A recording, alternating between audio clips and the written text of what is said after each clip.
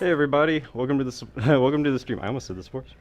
I'm Alexander Paschall. This is Joe Kreiner, Hey. and we've got Vince Fennel here with us today. Hey guys, how's it going? Hey, Vince. Hey, today we're going to be talking to Vince and about his game just gone into early access, Bierzerkers, and today we also have a lovely drink here.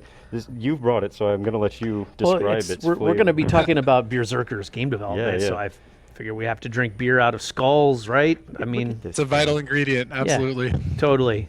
Very fancy. The beer budget, I assume, for Bierzerkers was a significant portion of the game development budget, correct? Probably not as significant as we would have liked to it have been. Indie development. All right. Yep. But I'll be joining you guys as well with my Icelandic brew. Fantastic. Oh, nice. All right. Well, before we get into all of that, I'm going to run through all the news, community spotlight, and all the cool stuff on behalf of Chance, who is out today on paternity leave. Congrats, Chance. He'll be back. Yeah, congrats. He'll be back soonish or Soonish, in a maybe. few weeks, you know. But yeah, we're all very excited for him. Cool. First thing to mention is that there has been a marketplace content release update. We're not going to go into the details of that. I don't think we're going to be doing that too much more, but if you go onto the launcher, you'll be able to see some really nice new asset packs that have come out. It's pretty exciting stuff. The other big exciting piece of news is over on screen number uno, is we have the 4.8.2 hotfix release up on the forums now. You can go into the announcements and releases section, and you'll see stickied up there, post by Stephen Ellis, is the 4.8.2 hotfix release, full notes, all the cool stuff that has been fixed and updated, and you're going to want to read over the things, make sure, if something or other got fixed. If you're working on Android, I definitely want to note you want this hotfix. They're pretty adamant about that if you're working on Android. So that's a pretty good one. And the other thing is we have a new game jam coming up. So next Thursday, we will be announcing the theme and all of that, and we'll update this page. But, get ready. You know how it goes if you've been to the game jams before. And if not, please join us. We're really always excited to have new people jump in. Don't see anybody saying they're going to join yet, but I'm hopeful. All right. And those are the only pieces of news items that we have for today. So let's go on to the spotlight.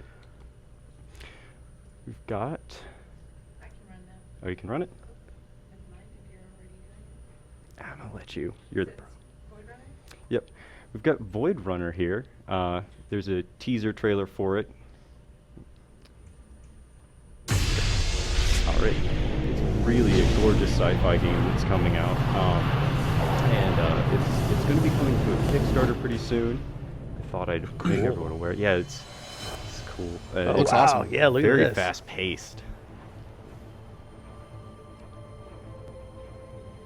Yeah, I love the dodging. The environmental effects are great. Just really good use of particle effects. GPU is clearly being used a lot here. Yeah, very cool. Looks like an alien movie, right? The best part, this is the in-game stuff too. So it's like, wow. Yeah, that's nuts. I'm And, looking forward to all the space fighting resurgence that's been happening. Yeah, Yeah, been a lot. Yeah, we got to interview the guys for Into the Stars the other day. That was cool too. Yeah, I've been playing that one. It's a lot of fun. I love all the new space games that are kind of coming around, and just so much. It's great. Yeah, huge ship fights. It's always good when you're like the little ship and there's like a massive ship and you can take it down. Yeah. Very exciting. Cool. Great trailer. Good job. Yeah. I figured that was a short enough trailer. We just watched that. Here's got a forum page for it here. You can see under work in progress. Wanderer Eternal is announcing that they will be kicking off Kickstarter soon. Got Very a cool. lot of people talking. Cool. This other video here, I'm just gonna. Ready to go scrub through it? I have it. Yeah, sure. Ship it. Cool. There you go.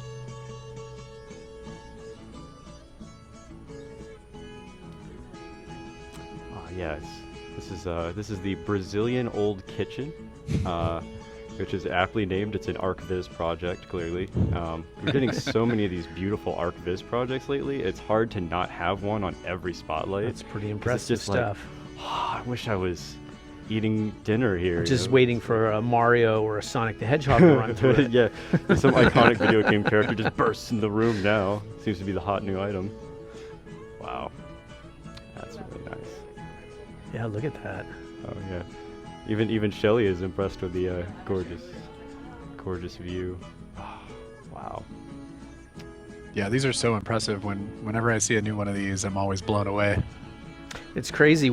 It's like one of these pops up every other day, that somebody's gone to all of the effort to make something like this. It's pretty impressive. Wow, that view.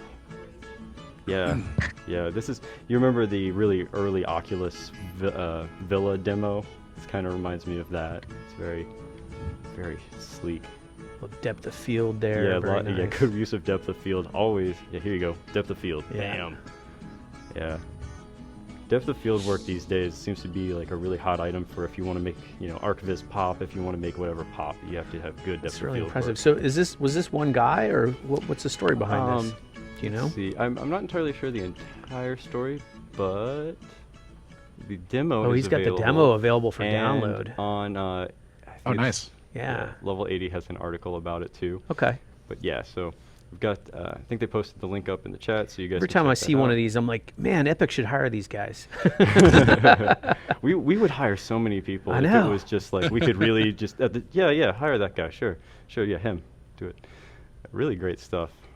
Cool. So that's all the real like news and stuff we've got. And here, show them this really great. We've got this really great page here. So I want to show we've got the Bierzerkers early access Look at that. page. Look at that thing. So exciting! I'm sure you guys are. So That's our Beer Avengers shot. We call that first one. Oh yeah, totally. Oh, that's great. Hang on, That's nice. Cool. I love it. Oh, that's a nice effect. Really cool. Yep.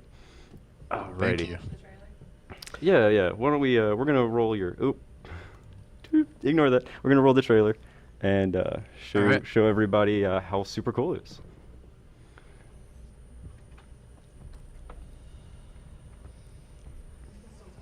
Alrighty. Yeah. So Vince, you want to tell us the premise of the game, basically? Sure. So the premise of the game is you are dead, and you are in Viking heaven.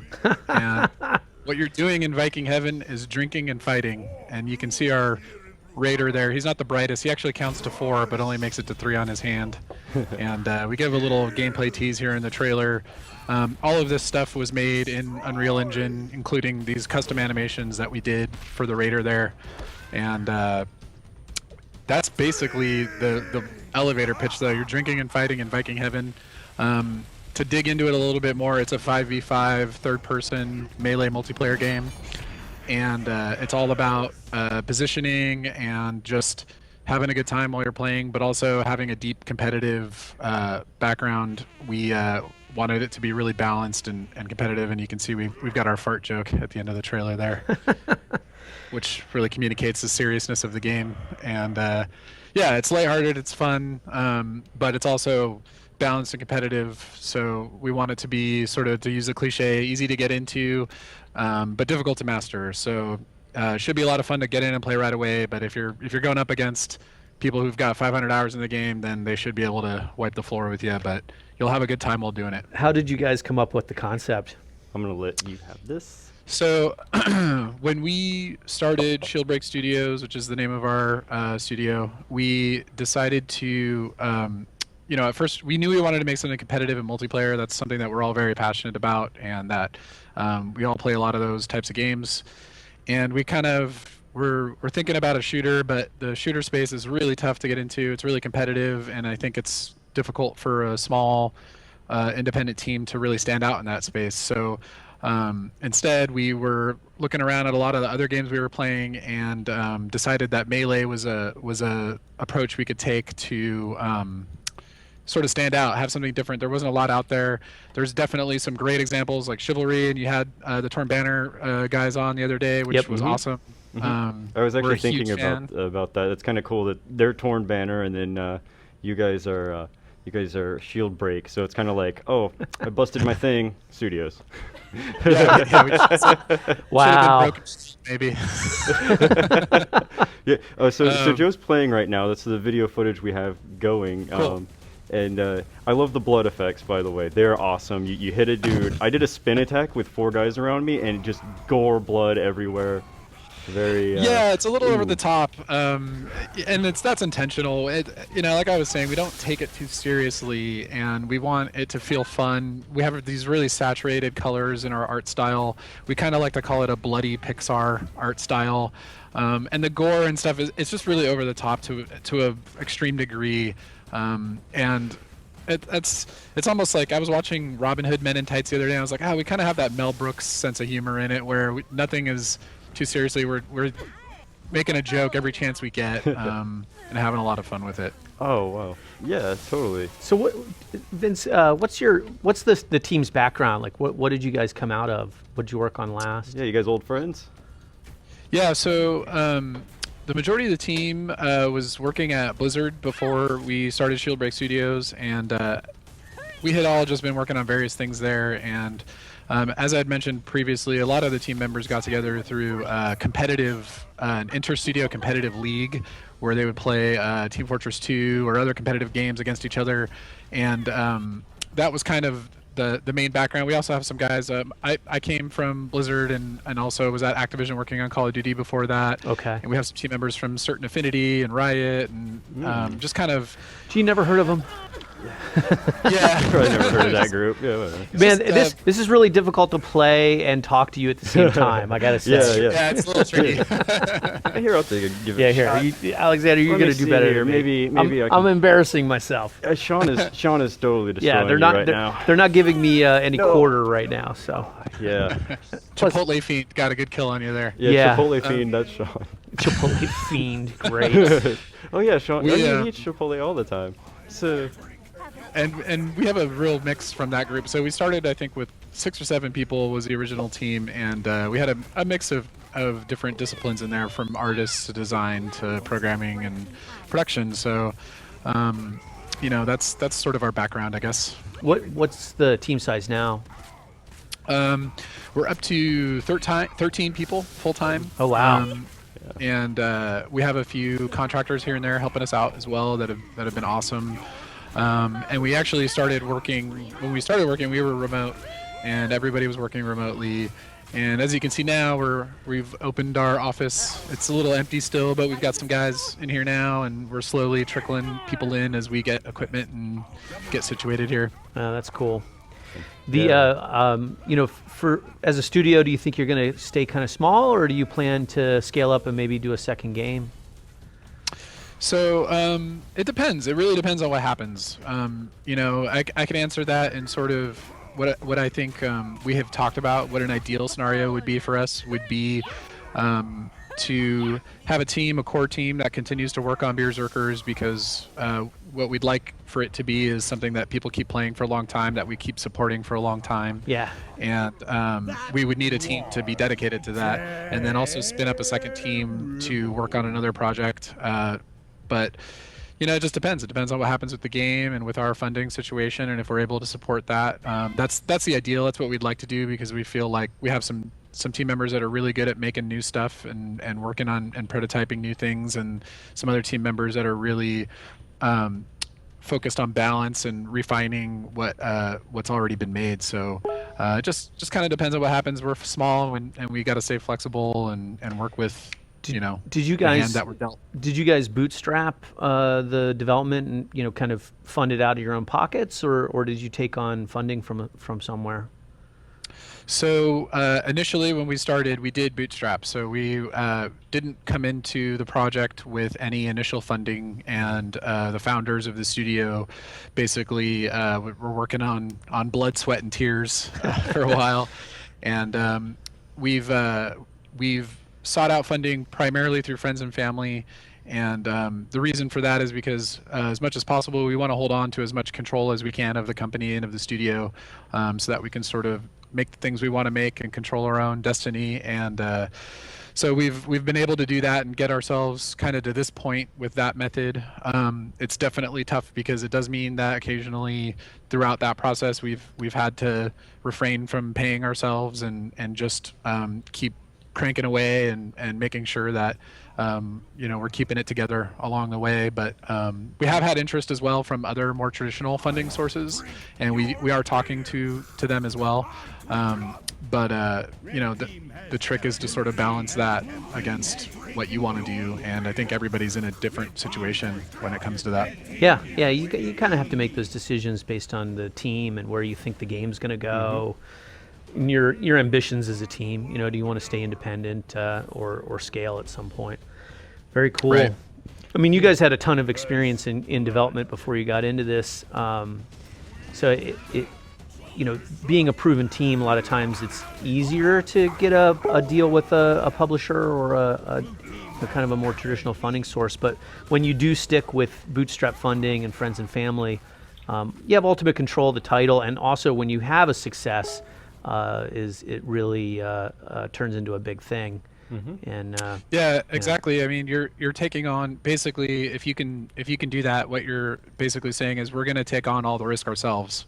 So that means that if it flops or it doesn't do well, then you're accepting that, and all that time you've put in without paying yourselves or without that security, it may not pan out. But then on the flip side, if it does do really well, then you're in a much better position than if you had got funding and sort of spread your risk out amongst partners or publishers. I mean, if you're going to put all that blood, sweat, and tears and you believe in the project, I think a lot of times that's more motivating to do it that way, right? Yeah. It can be. I think there's definitely pros and cons to both approaches. We don't have anything against publishers or anything like that. I think there's a lot of misconceptions out there about those relationships, and sometimes those relationships don't go well, and sometimes they go great. It just depends. Everything's kind of different, and it's really about what you're willing to take on and what you can do and making the best of the situation, no matter what it is. So you guys have made it to at least early access launch. What advice would you have for other groups that are kind of going through the same footsteps now? Splitting off and forming up a team. Is there any lessons that you guys learned that you would tell those kind of developers not to do? Oh, what not to do? I don't know.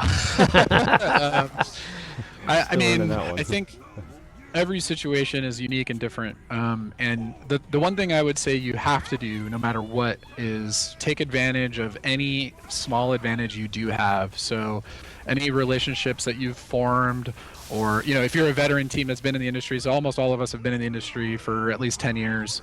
And because of that, we've formed relationships and we know people at different companies. And so when you're doing something on your own, you're going to need help. It's really, really hard to just do it totally on your own without any help from anybody. So it's important to reach out and seek out those people. And I mean, even when we were getting started, Joe, as you know, I had reached out to somebody I knew at Epic about being interested in using Unreal Engine for the project, and that kind of led us to getting in touch with you guys and you specifically more directly, and working on a deal and just kind of figuring out how we can make that work. And that was really just because I had reached out to somebody that I had worked with a long time ago that I said, hey, I know someone over there, let's give him a ring. And I remember a bunch of different options. Yeah, so. I remember having lunch with you guys, at Indiecade 2 years ago.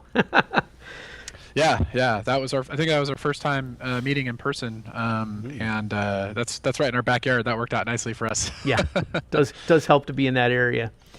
Yeah, very cool. I would say, I guess, what not to do would be don't just hold yourself up and think that you can do it totally on your own. I think you need to put yourself out there, and if you're taking the risk of breaking away, I like to say breaking away from the mothership and trying to strike out on your own, then don't hold back. Just get yourself out there and give yourself every possible chance you can to succeed, because it's going to be difficult, and that's only going to help you. Yeah. What about going to things like PAX and Indiecade? I know you were in our PAX booth what was that, a year ago? Yeah. Do you feel that had a good impact on awareness of the game, and what kind of relationships came out of being there?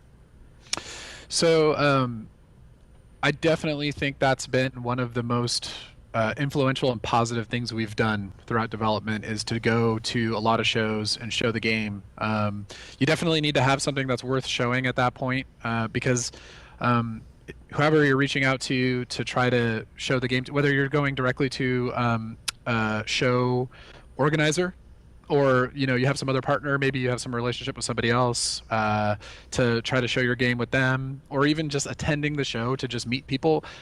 Just the shows in general have been really, really important and influential for us. I mean, a lot of the contacts, a lot of the people that we've talked to for various partnerships for a variety of things have been people that we met at shows. Yeah. And I think it's really, really important to do that. Even if you don't have something to show, or you don't have booth space or whatever, you can still go and book meetings, and it's work. It's hard to do that and put the time in to plan for that, but I think it makes a big difference. It's a great way to meet potential partners for your studio or for your project. Yeah.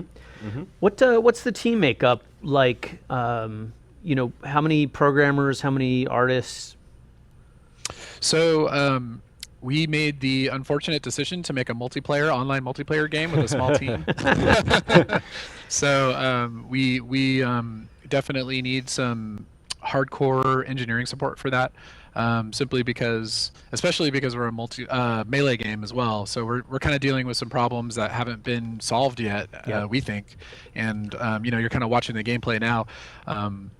There's a lot of things that happen when you put characters next to each other in a networked environment. Trying to keep track of what's happening and making sure that whatever you're seeing and what you're hitting is registering properly with the server. So so about half our team roughly is engineering, and a couple of them are focused on back-end server stuff, and then the others are focused on engine or gameplay.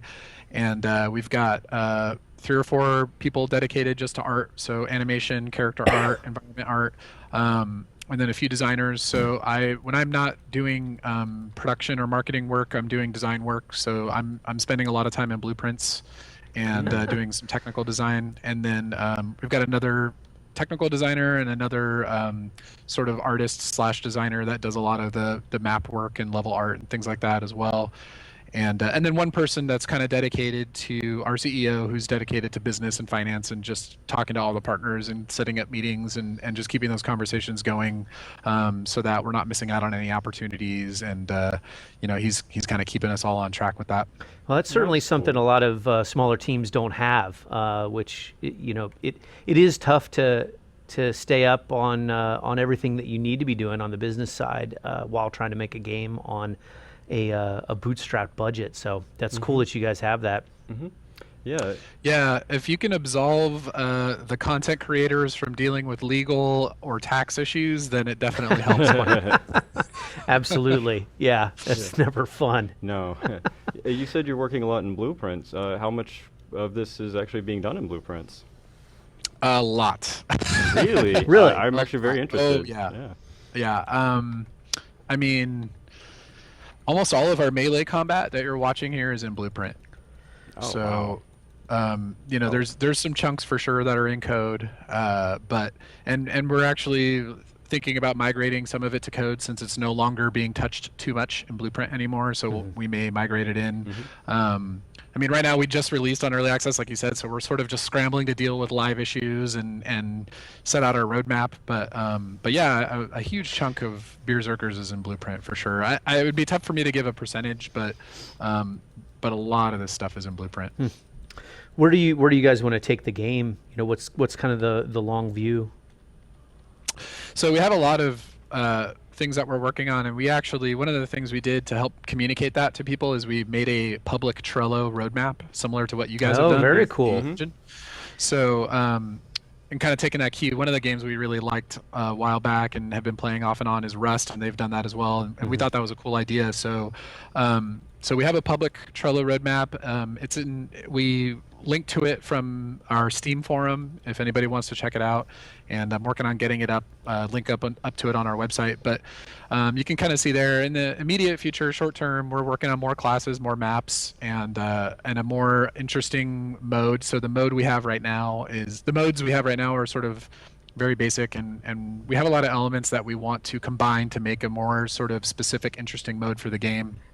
Longer term beyond that, well, actually, even in the shorter term, we're working on customization for characters to allow people to customize how they look. We have a whole progression system that's in very early stages right now in early access that needs a whole rehaul that will be part of the customization. And then we're also considering how we want to layer on anything else on top of that. So we're thinking about doing a store that would allow people to kind of participate in the economy of the game if they want to sort of give that extra effort to make themselves really stand out or participate. We haven't really figured out how we want to do that exactly. We really like what Valve games do with that, and so we're looking a lot at Dota 2 and CS:GO and how they handle that stuff, and that's sort of our sort of watermark for thinking about that type of stuff. What was your, speaking of kind of the Steam way of doing things, I mean, what was your experience getting Bierzerkers up on Steam? Did you guys go through Greenlight, and how's early access been working for you? So we did not go through Greenlight. We again, this is part of the thing of having been in the industry for a while and made a lot of contacts and friends and things. We were able to get in touch directly with Valve, and they kind of looked at our history and our background, and were able to say, okay, you guys are okay to go up to early access when you're ready. So for us, that wasn't a super painful process. It was pretty easy. And they've been really accommodating, and they've supported things here and there when we've needed it. They're pretty hands off though. In our experience, they like to just let their systems do the work for them, and every once in a blue moon we'll reach out for something, and they'll help us out if necessary. But everything there. Sorry, you're seeing the Valkyrie pole dance? That's cool. Unbelievable. I hadn't seen that before. That is something else. That's her taunt. That's amazing. Wait, what's the taunt button? I didn't even know. Wow, you need to put that blueprint up on the marketplace. I'm gonna need the. Man, our animator will be so happy that you guys like that. Did you mocap that? Was it you? I personally did perform that in our mocap. Yeah, that was something. I just had to get a couple of drinks in. That's all. Fantastic. So our experience with Valve has been really positive, and they're really dedicated to helping people out and getting that system to be really sort of painless for everyone, and I'm confident they'll get there. Do you guys have any plans on taking Bierzerkers to any other platforms, or maybe Steam OS at some point? Absolutely, yeah. So we have had requests for, right now we're just on Windows because our team is small and we haven't really been able to test building out to Mac or SteamOS. Yep. Luckily, the engine does support it, so it's on our list to give that a go and work out on some issues there and get that going. We definitely want to support those platforms. It's nice that it's supported right out the box. And then we have been talking to the console manufacturers as well. And that's a lot of, as you mentioned earlier, Joe, from our experience at PAX Prime, we did get to meet with those guys and start the conversations up and get that going, which has been awesome. So cool. It's something we're looking at. It's not something I think we'll be able to do realistically in a super short time frame. Yeah, it's a lot of still work. have a lot we want to do with the game here in early access. Yep. But it does play really nicely on controllers, and we do have some partial support in there for controllers, and we think it would go really well on those platforms. Yeah, the mechanics seem like they would transfer fairly well. I mean, it looks like it would be something you could get running on a controller and look nice. But yeah, ship it on console, that's a whole different ball of wax with all of the TRCs and just it's a lot of work involved. We're excited about Microsoft's program to do sort of an early access type of thing on their console. It'll be interesting to see how that goes for them. Yeah, we've got a couple of Unreal Engine licensees that are going to be up on that when it debuts, and I'm interested to get their feedback on what that process is like, and what it's like to have early access on a console. Because you're, as you guys know, you're probably doing fairly frequent patches on the game at this point, and I don't know how that works. We've done one minor one already, and we've got another one that we're testing that we're getting ready to push out there as soon as possible. But yeah, that's something that traditionally in the console space has been tricky to go through cert every time you want to patch a game, and has been relatively painless on PC. So that's something that we'll see how that pans out, and we're definitely paying attention to it. Yep, absolutely. Let's see. What else can we? What other advice would you give indie developers? Anything come to mind? Yeah, I mean, I think the things that we've learned throughout this process is a lot of the stuff that you hear a lot, but you definitely want to give yourself a lot of room to plan. Anything you plan on doing scope-wise is you're probably going to be off by a factor of 2 or 3. Especially if you're going to get into multiplayer networked environments. Everything kind of gets a lot trickier with that and can be really difficult to deal with. So I think you just want to try to keep your scope small and really polish what you do put into that scope. And for us, our process has been very much about iteration. So we try to get things in, and then we play test it a lot. So that, I guess, another one that we've done since the very beginning is play test every single day. And we usually actually play test twice a day. So we play test for bug fixing, and then we play test for feedback on new features every day. And that's a big part of our process. I think another thing that's important is if you're a team of any type of significant size, so if you get over a handful of people, I do think it's important to have somebody who's helping communicate and organize everybody. And the more people that you bring into your team, the more that role is going to be necessary, so that everyone on the team has a good understanding of what everybody else is working on and where the project is at. Because it can be really easy to be really focused on something and forget about what else is going on. And it's helpful to have somebody there reminding you of that. So at Shieldbreak, is that person called a producer, or is it something else? That's me. Okay. The man with many hats. It's something we would call pretty much a producer for us, but it's a role that I think can be different titles throughout the industry. I don't think it's a very well-defined title, so to speak, in the industry right now. Some people call that a producer, and other companies call it development managers or development directors, or sometimes they put that responsibility on the leads and make sure that the leads of whatever discipline are doing that. So I think it just varies. That is horribly disturbing. Yeah, the back break. Yeah. So what are you listed? What are you listed as in the credits?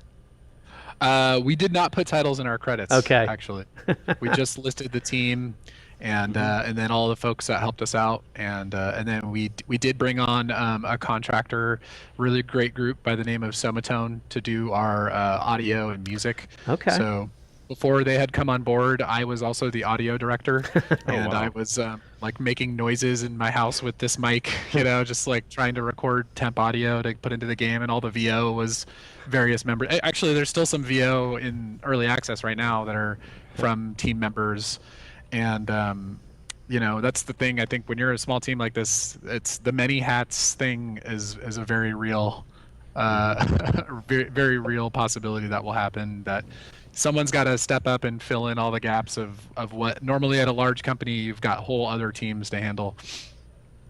Oh wow. Yeah, I'm noticing in the chat window there's some people asking about blueprints and performance, especially since this is a network game. But I think it's pretty clear if you're still using a lot of blueprints, the performance isn't an issue. Yeah, I've seen the connections are being made really well with the hits. Like I'm clearly losing because I'm not very good, and I know that that's what it is. It's not lag. It's just that I'm swinging and I'm missing and genuinely missing. Yeah. It was really important to us for the game to feel responsive, and what I mean by that is that when you hit somebody, that you're getting the feedback of them being hit, that attacks get interrupted. You're fighting a drunkard right now, and actually his attacks do not get interrupted because he's our big, heavy, slow guy. But the Valkyrie, which you're playing right now, and the Raider, and the other classes, if you hit them while they're winding up, their attack does get interrupted. And we like that. We didn't want the game to just be a bunch of characters that cluster together and hit each other, and they're not getting interrupted, and there's no thought or tactics that go into it. It's really important. The timing is really important, and so handling that over a network is a big part of what we're trying to do with this game. Just let that get that responsive feel, but also get it very tactical feeling and handle it over in a multiplayer environment. Yeah, that's really cool. See that, Joe? It's a hat trick. I got defeated 3 times in a row. That's pretty definitive. That's what I was going for. Yeah, death 3 6, losses. kills 0. You're amazing. I know. I am apparently not a Valkyrie player for sure.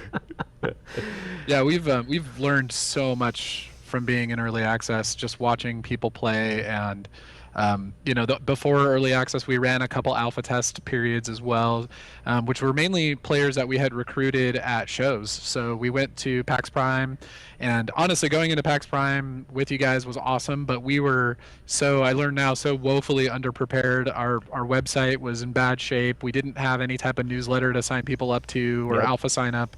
There was so much more we could have been doing there, which we just learned from being there, and then took to other shows like IndieK later on, and we did PAX South, South by Southwest. So at those shows, we were recruiting people that were playing the game or checking out the game to then become alpha testers later.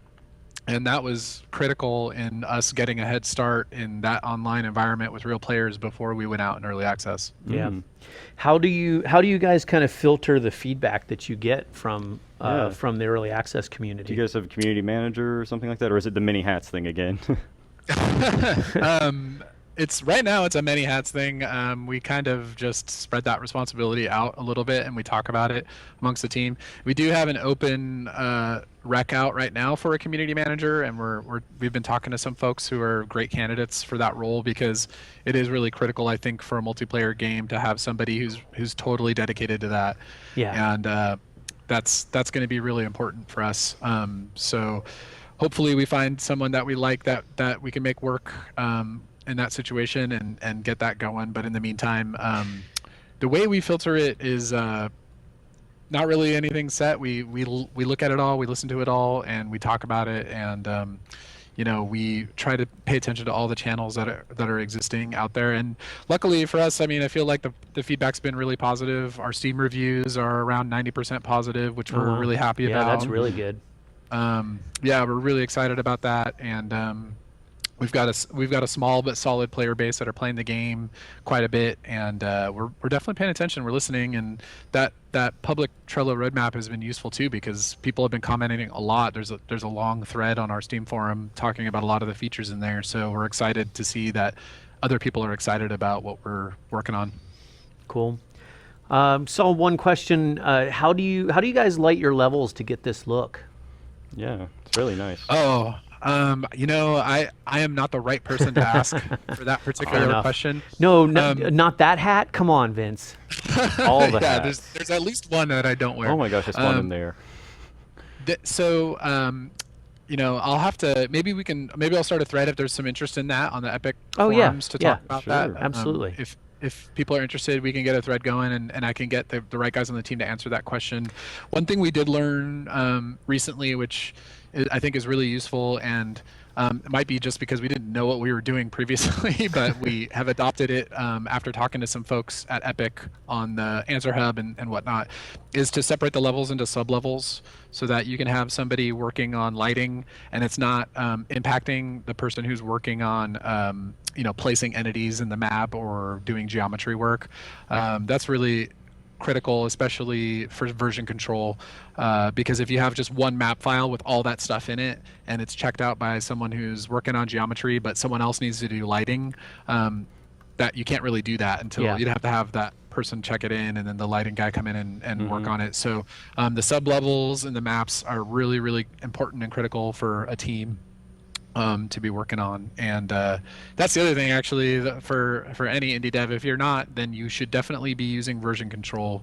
Every time I hear about a team that's not using version control, my brain explodes. That's incredibly and it needs to be backed up online, or else a lot of work could go down the drain for really silly reasons. Oh yeah, absolutely. Also, it really helps us out too in if there's something wrong and we need to check it out. It's like, hey, can you check your old one that you said it worked on? We'll see what the difference is and all that. And sometimes they don't have it. Oh yeah, it's absolutely critical, Yeah. and it's actually, and what's great is it's really well integrated with the engine. There's a few different flavors of source control that are integrated really nicely, and it's super handy for people who don't want to, because source control can be technically challenging sometimes, but with the engine integration, a lot of content creators, it makes it really easy for them, which is nice.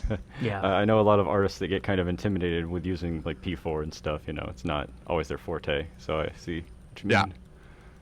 This is you're right. This is so difficult to try to talk. you were about to get I know. I'm massacred. like Look getting at this. wrecked.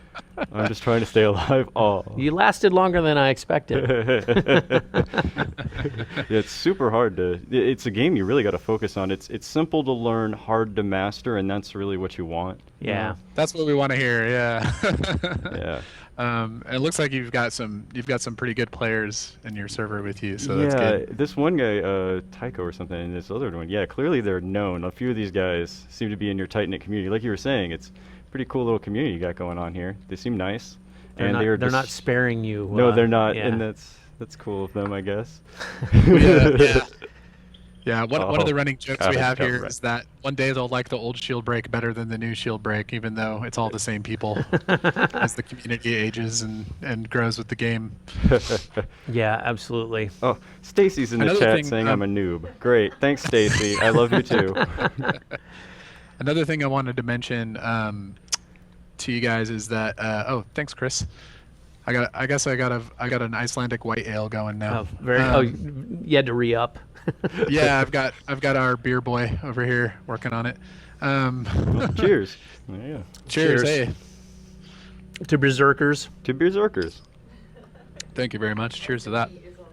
I'm not One good thing at that's it, but been- it is a good game.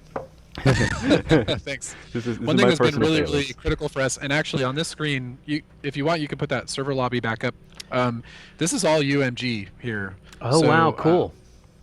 And that's been something that's been Wow. really, really critical for us. And we started working on this game before that feature was in the engine, and we were really, really, just struggling to figure out what we were going to do with. People need to stay still so I can hit them.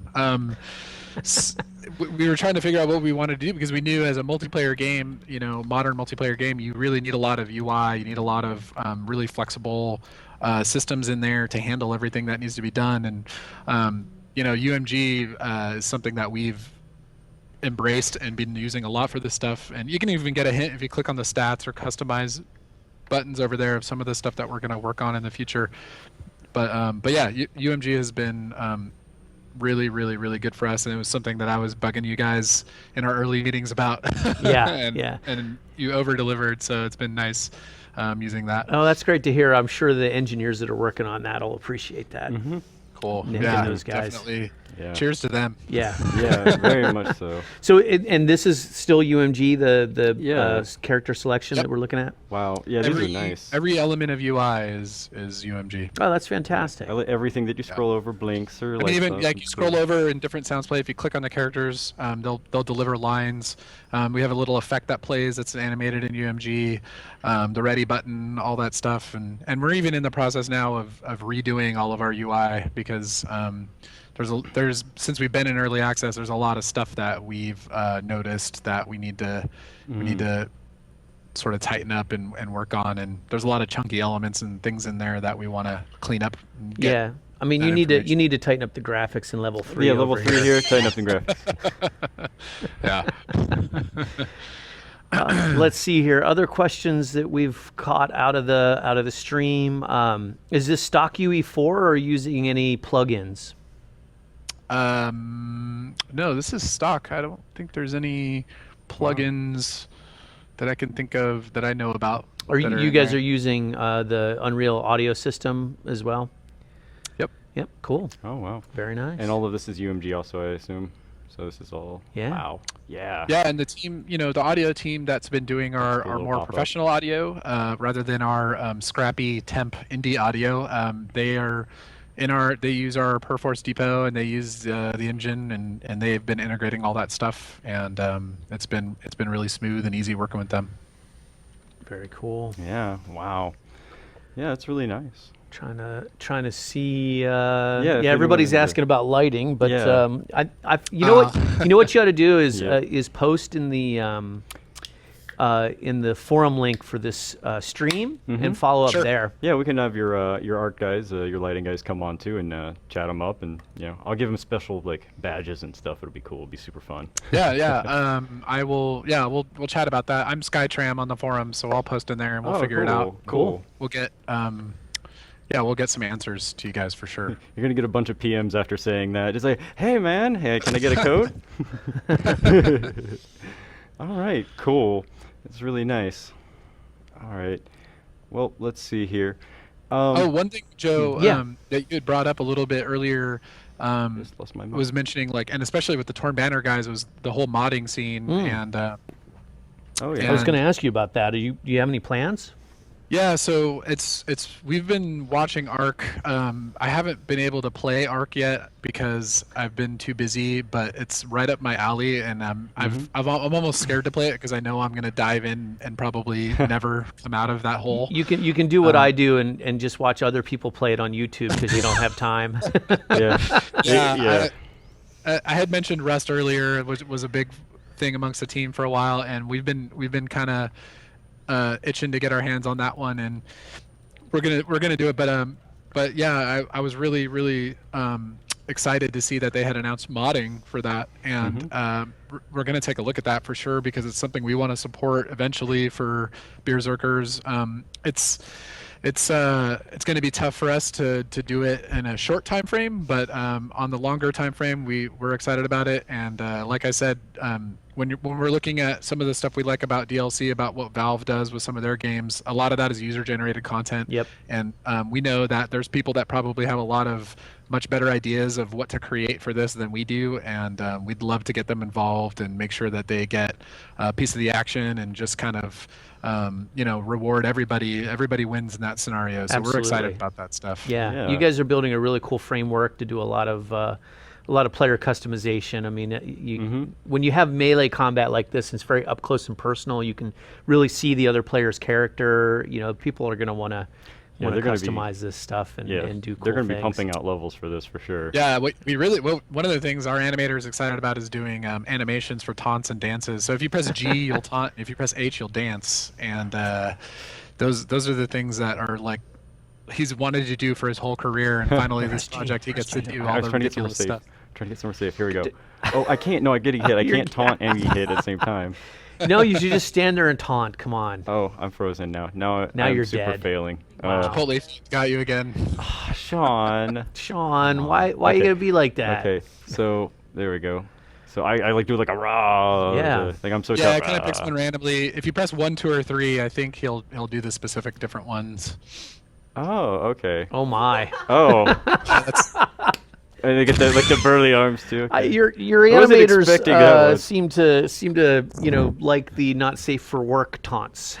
yeah, Oh my we have a gosh. really He's doing the highbrow sense of dance humor. from. What? Yeah, that's the Tonto dance. Yeah, that's a patch. Yeah, oh my god. So all the different characters have all Baby. different Jump stuff on it. for those. Jump on it. That is fantastic. Da, da, da, da. He does sing that too. I don't know if you have audio. No, but I don't have you can check audio. it out. Oh yeah, that. I'm doing it. I'm doing it. Shelly's helping us with the audio.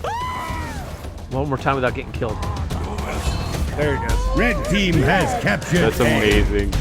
All your base are belong to red team. That is fantastic. I need a Will Smith skin for this guy. Like I said, we take every opportunity to tell a joke we can with every piece of the game. We don't hold back, and I think it shows right there. Yeah. That's amazing. Another relevant question out of the stream here is, do you have any tips and tricks for increasing the speed of production for small teams? You guys have been able to do a lot in yeah. a short amount of time. Sure. So communication is key, and we, obviously we use Trello. I told you we have a Trello public roadmap up there that anybody can check out. We use that internally as well, and that really helps us understand what we're doing. And Joe, I could do probably several streams just talking about production methods with you if you want to. But I'd imagine, I mean, you guys started, almost everything we're seeing here was done when you were distributed, right? You were all working from home. Yes. Yeah. You know, what'd you use for communication tools back then? And you know, how did you keep track of things? So we started with just using GChat. So we were all using GChat and to communicate, and we do a lot of different stuff. So I already told you we do 2 different playtests a day. One that's usually focused on features, one that's usually focused on bugs. We also do a daily meeting every day. So it's our stand-up. We use agile production methods. So we run 2-week sprints, and we have a live ops team now that we're out there and just looking at bugs. We sort of have a few people dedicated to just checking that out. So we use Trello as a Kanban board essentially, and that kind of helps us run our sprints. And then as far as communication tools go, Trello for task management, and then we use this app called Slack for internal communication. Yeah, we use it here at Epic. Yeah, which is awesome. We really, really like it. And that's actually a team, it's a really fascinating team. They started as a game development team, and they made that tool for themselves internally for communication, and then pivoted into actually making that a commercial product because they discovered that their game, I don't think, was going to do very well, but their tool was really useful. Wow, I Fantastic. didn't know that. That's actually really cool. Yeah, they have a really fascinating story. But yeah, so Trello and Slack, as far as like actual programs go, I think are really, really good for us, and I'd recommend people check them out. Way to keep your record going there. Kills 0. I got like 3 assists. That's impressive. Wow. Yeah. So all that I've really learned is no one should play with me. I am really quite bad. Yeah. Wow. But you're still having a good time, right? Oh, I'm having a great time. Like I didn't even really if he didn't if the thing didn't pop up, I wouldn't have known. I was just like, let's do this. By the way, I noticed they're mocking me in the chat. Look at that. I noticed the server names were all brilliantly beer oriented. Yes. So we have probably our most valuable piece of technology is the code that one of our programmers wrote to generate server names. Yes, You have code to do that. Yes. Yeah, they are dynamically generated from the name of an ancient god and a type of adult beverage. Okay, yes. That's genius. We might need to somehow incorporate that into the engine mainline. Yeah, I think we could sort something out, Joe. We could talk about that. Yeah, we should talk about that offline. That is fantastic. Very cool. How are we on time? Are we? Like 6 more minutes. We only 6 more minutes. Okay. So yeah. Let's Yeah, see it's here. fine. What other questions We have the can questions we ask popping up here? in here. Is there player customization upgrades or stat tracking? Well, we kind of they definitely have that. We kind of talked about that a little bit. Yeah. Oh, that was it. Yeah. That is an interesting question though. On you know, do you guys do any heat maps or tracking of how the players die, or you know, to generate statistics and Pretty kind of common tweak the technique. game? Yes. So one of our team members, before starting on this project, worked in business intelligence. Okay. And he's very, very obsessed with data. And so we have integrated what we call Beerlytics into the game. And we are gathering all that data. We have some primitive tools right now to look at it, but we need to work on some ways to sort of make those more usable, and then also figure out how we want to expose that to the users, because we think we get really excited about stats, and we think our players would too. So we're working on how we want to expose that to them and make sure that they're able to see all that stuff in interesting and compelling ways. Yeah, Beerlytics. That's fantastic. Yeah, Beerlytics. It's called. I mean, that's literally what it's. We have like a Beerlytics.cpp file. Check it out somewhere. Have you guys had any issues with hacking so far? We have had a couple reports from players that they saw some cheating or hacking. It's tricky for us to know if the report was valid or not. So we do take a look at it and try to figure out what was going on. And in this phase of development where we're in early access, we do try to knock out the really obvious big things. Like these are shipping builds that we're putting up there, so you can't bring up the console right now. Although that's something we'd want to bring back in a limited capacity to let people sort of directly interact with their settings and things. And we've had a couple of things here and there, but nothing that's scaring us too much yet. We're happy with this player base and what they've been doing, and we're getting plenty of things to work on from them. Cool. Very cool. Yeah. Yeah. These questions are hilarious. Is there a drunk mode in the works? So blurry vision and sluggish walking. Same animation. level, just blurry vision. There is a feature that we are working on, which is right now, if you are being healed by a drunkard, he shoots what I call a beer laser into your face. Can we get those in real life? Joe. Oh yeah. Do this. Can you make that happen? And so if you are at full health and you're getting beer shot into your face, then you will overheal a little bit. You'll get a little extra health. And one of the things we want to do is when you are overhealed, is make you a little drunk and kind of balance that out with a little bit of blurry vision. And I don't know, there's a few different ideas there that we're toying around with. Yeah, there's a lot you can do with the theme you guys have picked. It's pretty smart. Yeah, early on when we wanted to do Melee, Vikings came up as a real sort of top obvious option, and then from there we sort of concluded, look, we don't want this to be some super serious thing. We don't want to try to make a photorealistic Viking combat game, because we have all these ideas for systems that we thought would be interesting to play with, and taking this angle on it allowed us to introduce all those systems without having to try to work too hard around some type of serious theme or outlook that wouldn't fit in with a raider who does a whirlwind and flies up in the air, or or a drunkard that shoots beer lasers into people's faces. How long do you think you guys will be in early access? Like when do you call it good enough and you actually make it a shipped game? It looks like you're not too far off, honestly. I mean, that's just my opinion. Yeah, we hope to not be too far off. So we're loosely targeting a 3 to 6 month window. That's what that's our position right now on it, and that's what we've put on our Steam page too. We've tried to be really, really honest and just straightforward in our Steam page. So if you go there and you read what we wrote about early access and what we're trying to do with it, that's exactly what we're representing. And if that changes for some reason, we will definitely let people know. But we don't want it to languish in early access for too long. We have an idea of the systems that we want to get done to get it to what we would call a full release, and once they are done and in good shape, we'll put it out there. So that's the window we're targeting for that. And like I said earlier about scope and game dev, sometimes you can hit those and sometimes you can't. Yeah. And if we want to hit a specific date and we may need to reduce our scope, then we can do that. Or if we want to just if we can hang in there and get everything in, then we will. Very cool. Yeah. Very really cool.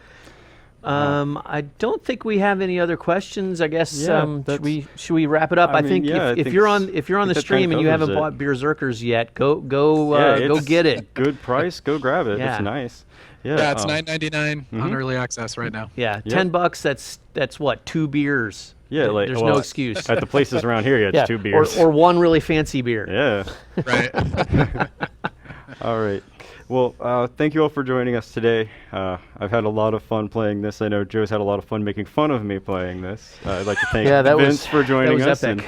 and Thanks for having me. introducing It us was a lot to of fun this. to be here. I'm just letting people kill me at this time. I'm trying to let it go, man. But yep, we'll see you all next Tuesday for the training stream and Thursday for the game jam announcement and further interviews and such. So cool. See you all later, Vince. See you I'll all. catch you next Thank time you, I'm Vince. down in the area. Sounds good. Thanks, guys. Take it easy. Yep. Bye.